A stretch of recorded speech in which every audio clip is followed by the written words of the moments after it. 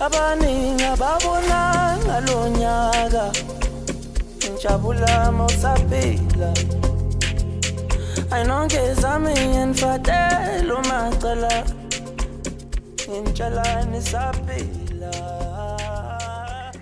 Nager à contre-courant. C'est le sentiment que tu vas avoir quand tu vas commencer à vraiment agir pour te développer personnellement. J'ai commencé le développement personnel il y a à peu près 2 ans en tombant par hasard sur des vidéos YouTube, comme peut-être toi derrière ton téléphone. Et petit à petit, j'ai commencé à implanter des habitudes, à aller à la salle de muscu, à méditer ou encore à écrire. Et c'est vrai qu'assez rapidement, j'ai commencé à ressentir un fossé qui s'est creusé entre moi et mes proches.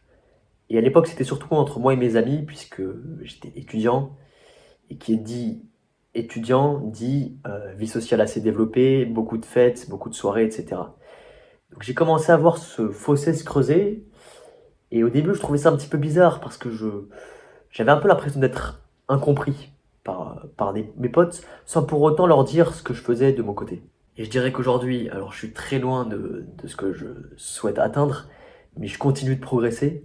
Et déjà, dans l'intervalle de 2 ans, je pense qu'il y a beaucoup de différence entre le moi d'il y a 2 ans et le moi d'aujourd'hui.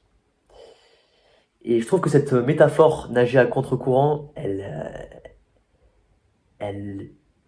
évoque super bien en fait cette phase d'entrée dans le développement personnel où tu vas commencer à travailler et que ça va être vraiment dur puisque tu auras un peu le sentiment d'être incompris, d'être parfois même rejeté et où donc tu vas avoir un peu l'impression de faire du surplace aussi puisque ça va être la progression va être très très longue et difficile au début. Donc comme je te disais, un chemin long et difficile. Faut pas t'attendre à ce que ce soit simple. Travailler sur soi, c'est le travail d'une vie. Donc tu vas devoir faire des sacrifices et surtout apprendre à dire non. Et surtout à cette période de ta vie où tu es peut-être étudiant comme moi encore, où tu peux avoir beaucoup de tentations, aller sortir à droite, à gauche, etc. On connaît la vie étudiante en France, on sait que c'est très tentant. Et c'est là où tu dois aussi apprendre à dire non quand tu juges que c'est pas en adéquation avec tes objectifs. Alors déjà que ça va être difficile de nager à contre-courant. Je sais pas si tu as déjà essayé, mais je te laisse imaginer le truc et l'avoir en tête. Dis-toi que ça va aussi, par moment, le courant, c'est comme s'il allait être plus fort. Donc tu vas devoir encore plus batailler avec toi pour vaincre ce courant. Le courant sera plus fort ou il sera semé d'embûches.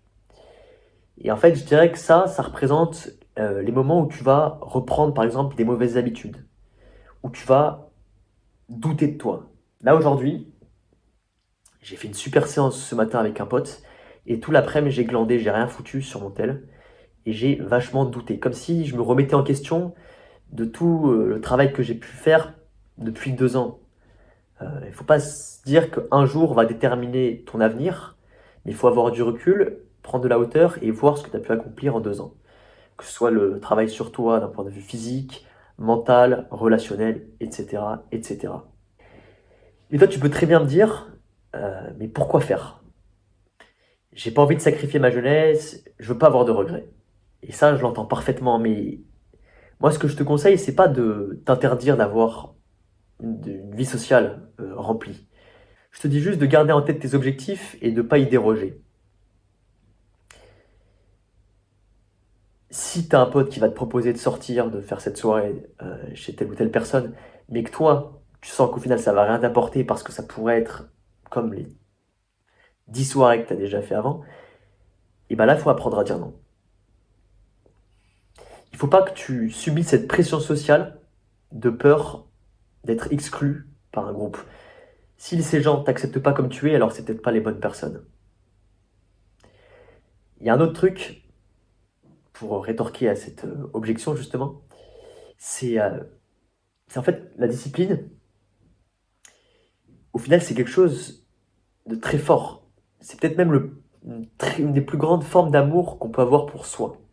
Puisqu'au lieu d'assouvir ses désirs instantanés, on va travailler sur soi, travailler sur son mental pour vouloir atteindre quelque chose de plus durable et à long terme en fait. C'est parce que je m'aime et que je veux mener une vie accomplie que je vais faire des sacrifices et que je choisis pas la facilité. Retiens bien ça. Et une autre chose que je peux aussi te dire, c'est que en fait de travailler sur soi, c'est même pas un sacrifice. Justement, s'imposer une discipline, travailler dur, dépasser ses limites, dans n'importe quel domaine, au final, c'est ça qui fait qu'on se sent vivre. C'est cette notion de progrès constant. Et je le ressens vachement, c'est que depuis que j'ai commencé à aller à la muscu, depuis que j'ai commencé à méditer quasiment tous les jours, je me suis jamais senti aussi bien, pourtant en faisant des choses qui sont peu ludiques ou qui procurent, on va dire, peu de dopamine. Donc non, travailler sur soi, se développer en tant que personne, c'est pas un sacrifice. Et au final, après avoir bataillé, nagé à contre-courant pendant beaucoup de temps, tu vas peut-être réussir un jour à inverser ce courant. Mais attention, je dis pas que à partir de ce moment, tu devras arrêter toutes tes bonnes habitudes et te dire, ça y est, j'ai euh, j'ai lu 100 livres dans toute ma vie, j'ai créé cette entreprise et je suis millionnaire, que je dois arrêter. Non. Je pense que justement, c'est un progrès constant, c'est un travail d'une vie. Et même si tu vas avoir un jour un déclic, faut pas t'arrêter là. Mais donc, tu vas réussir à inverser ce courant. Et à partir de ce moment-là, tout paraîtra plus fluide et plus facile, car tu auras travaillé dur pendant tout ce temps-là. Et au final, ça finira par porter ses fruits. Tes années de travail à construire ta boîte, par exemple, te permettront de gagner suffisamment pour aider tes proches. Ou alors, tu feras des rencontres hyper riches avec des gens qui partagent tes valeurs, à force d'avoir travaillé sur soi. En bref, le développement personnel, c'est dur, surtout au début. Si on reprend la métaphore de la nage dans une rivière à contre-courant, au début, t'es pas un nageur aguerri, tu manques de technique, tu te fatigues très rapidement, tu doutes. Et tu vas avoir beaucoup de moments où tu vas même te poser la question si tu dois continuer ou pas. Puis après, tu vas t'endurcir. Tu vas commencer à être un meilleur nageur, à améliorer ta technique. Et tu parviens désormais à résister à ce courant et à éviter les petits bouts de bois que tu vas croiser dans la rivière. Et au bout d'un certain stade, tu vas tellement bien nager que ça deviendra même facile.